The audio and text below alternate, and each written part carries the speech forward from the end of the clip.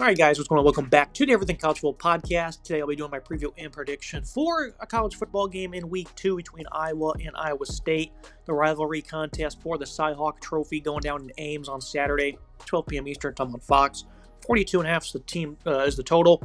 ISU 2.5-point favorites. Since 2017, this has been a very competitive series. Pretty much all these games have come down to the wire. Very closely contested ball games. Highly entertaining nonetheless. Things started with the Iowa offense against the Cyclones defense. And, the Hawkeyes opened up the year against Albany, and they didn't look all that great, at least in terms of, Mark Gronowski being able to generate anything through the air. The highly touted transfer acquisition from the FCS level, who for the Jackrabbits was very impressive for a couple years as a starter. Didn't do much really at all. 44 passing and a touchdown, and only 8 of 15 passing. 39 rushing and another score. He's a dual threat guy. He can certainly burn you in those regards with his legs and through the air. But this was a disappointing game. Through 4 quarters, he's pretty much playing the entire game, and he just could not generate much through the air. It was kind of expected that they would struggle, Iowa to throw the football this season. And, this was awful. I certainly hope that's not, the top we're going to see against a pretty weak opponent, FCS Albany. They're like 38-point favorites in that game, and they were not able to generate anything through the air. You have Addison Ostrenga, I think, is a good tight end, as Zach Ortworth as well.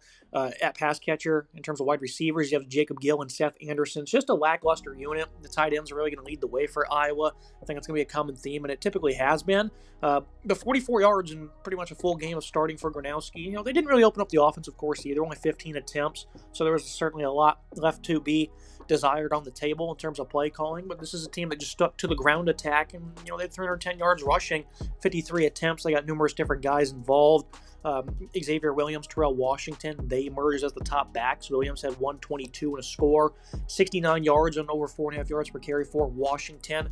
That's going to be the name of the game for Iowa. The thing is, they don't have Caleb Johnson this year. He was such a good playmaker for them a season ago. He gave them such a spark on offense, but not much is really going to change. It's going to be a one-dimensional unit. I don't expect them to be able to generate much through the air, but they don't always need to with their style of football. They need to just be able to be efficient on third down, run the football well to set them up for those short yardage situations. With the offensive line, they have a veteran group that is highly impressive. All things are on the table for Iowa. This is an offensive line that I'm a big fan of. Mainly in the middle, you have guys like Bayou Stevens and Logan Jones, who are vets. Jennings Dunker over at right tackle. You're bringing in some new guys like Cade Piper at right guard. Jack Dolzer at left tackle. So for the most part, it is a veteran group. A lot of good, the size is definitely improved, so a lot of good physicality is expected from these guys. Trevor Locke, though, he ended up playing the most snaps at left tackle, so I anticipate he'll remain in that position. But it looks like they gave both guys, a go at that spot. In terms of run blocking, though, this is an offensive line. They looked incredibly sharp against Albany. Much tougher opponent here, of course, against Iowa State. A run defense that's looked pretty sharp to begin the season. We've got 2 games of tape on the Cyclones. They won in Dublin in week 0, and they blew out South Dakota. They're like 15-point favorites or something in that one, and they beat them 55-7.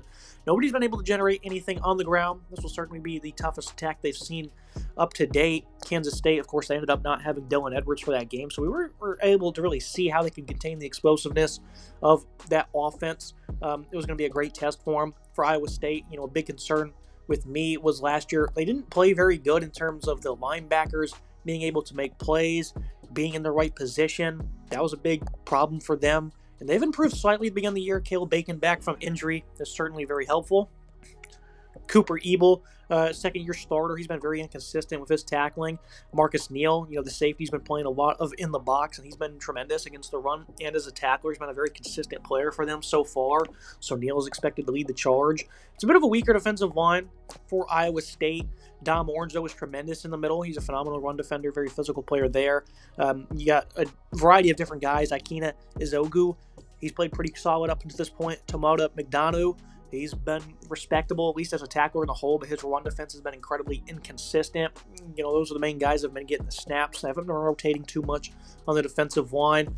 The defensive line and the linebacking group, they should continue to be better than they were a season ago, where defending the run was a big problem for them. They gave up numerous explosive plays. got grinded down on plenty of times throughout the back half of the year. And Iowa, that's something they're going to look to exploit. And if Iowa State has not improved legitimately in the run defense category, they're going to get beat down in this game. That's where Iowa wants to keep it, is a battle in the trenches. So it's certainly a matchup that's wide open. It's one that's winnable for Iowa. I don't think they're going to be able to throw the ball much. It's really going to be off play action, short passing game, dump offs to the tight ends, get motion involved to get those guys a little loose, to get to the sticks. They're not going to throw the ball very well because they just don't really have a lot of pass catchers, and they also are facing a phenomenal secondary, one of the nation's best. It's also got some veterans led by Jeremiah Cooper and Jontez Williams at corner. These guys are tremendous. They're really good run stoppers as well. Trey Bell's been pretty impressive so far this year. And then Marcus Neal in a versatile role. He's been playing a lot of safety. He's been playing a lot of in the box. Jamison Patton's been impressive also. Tayshawn James is still in the secondary. So they have plenty of bodies, plenty of guys that play with discipline, plenty of guys that are good against the run and have that, aspect of their game when it comes to being good in coverage as well. So this is going to be a tough matchup for Iowa, but it's one that's definitely winnable if Iowa State really hasn't showcased those improvements. I certainly think they're going to showcase them. To what degree remains to be seen. This will be, an early season test against a very physical offensive line and running backs that are coming off a strong performance. They got, 3 or 4 different guys that are going to be involved in this rushing attack. So there's going to be a lot of bodies. They're going to be rotating in and out there. Looking at the other side of things, the Iowa State offense going against the Hawkeye defense. Rocco Beck, veteran quarterback, is helping put up 39.5 points per game so far this season. He's been efficient. He's been a nice dual threat player for them. 33 yards and a touchdown on the ground for him. He's a very capable runner. You're going to see him showcase his legs, I think, throughout the year. Last year, you've seen him make a lot of plays, especially in must-have-it situations on 3rd and 4th down. He's willing to put his body on the line. He's been really good through the air. And the passing attack, I think, certainly been a lot more impressive than I thought it would be going into the season. Brett Eskildesen, he's the leading pass catcher so far for $123. You also have Dominic Overby, who impressed in Dublin. Didn't really do anything this past week. Xavier Townsend, he was getting some receptions this past week as well. 3 grabs for 34 yards. So they're starting to rake in some of these other guys. What I love about this offense is, in Dublin, I expected to see a lot of 12 and 22 personnel. That's what you saw. 2 tight ends. They have a great duo in Gabe Burkle. Benjamin Abramer's back and healthy. He's got a team-high 2 touchdowns. Burkle's got slightly more yards, 116, than he does. This is a phenomenal duo. They're both very capable pass catchers, very good blockers as well. So I love that aspect of their offense. And if they can get good play out of these wide receivers, they're going to have a pretty good year on offense.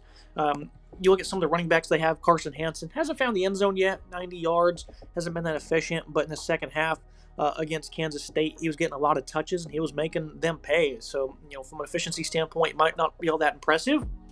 But if you watched that game, you saw him really start to pick them apart with downhill running. Dylan Lee, Abu Sama, these guys are going to split, the RB2 role. Sama is a heck of a playmaker himself, also hasn't been that efficient. Lee got on the field a good bit against South Dakota, 13 carries for 81 yards and a score. So they have a nice 3-headed monster here, much like they did last year at this position. This is an offense that's certainly going to look to run the ball first, but they have that balance. I think they have it a little bit more than Iowa certainly is going to have, facing a very good defensive line for Iowa. Nothing's really going to change with this defense. They're led by some vets. Ethan Herkett, Aaron Graves, Max Llewellyn.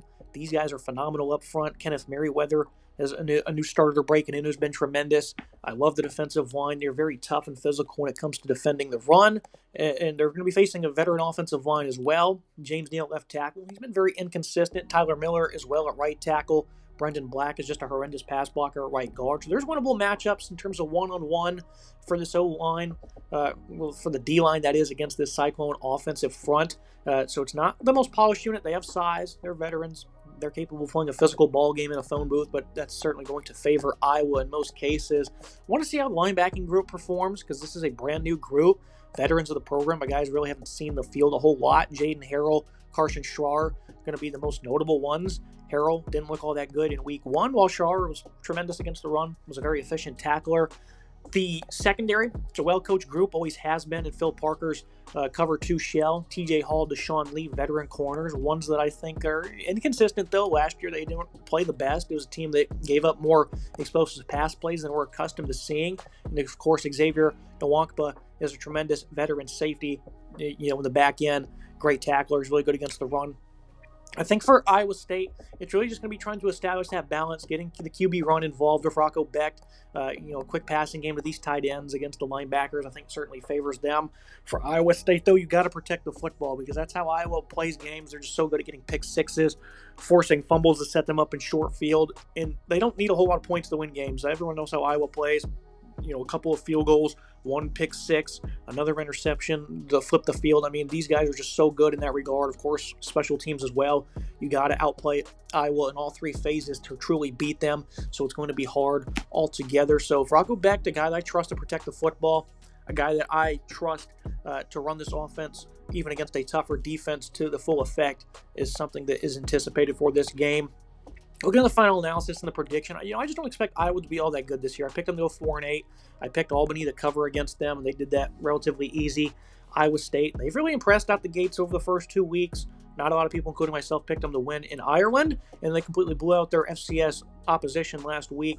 2.5-point spread. It's certainly dangerous because this game has been incredibly close. Not a single one's been decided by more than 10 points since 2017, and I think you're going to see that probably happen again. But I'm going to go ahead and pick them to win by 2 scores in this one. I don't see Iowa being able to generate any type of offense. They don't have the same difference maker, Caleb Johnson, at running back. The passing game, I think, is pretty lifeless. Iowa State, they're big and physical. I think they're going to be able to establish a little bit more of a consistent ground approach, and I think those tight ends will be efficient in short yardage situations and in the red zone. So I'm going to pick them to get the job done, 23-10. I think their defense is going to be well-equipped to handle this. I think they're going to be the ones that are going to be creating turnovers and creating short fields to try to beat Iowa at their own game. And I think that's what you're going to see the Cyclones do in this one to win for the second straight year. Last year, of course, they won in epic fashion at the buzzer, where Iowa, they were up big and they ended up blowing that game. Now they're going to go at Jack Trice Stadium.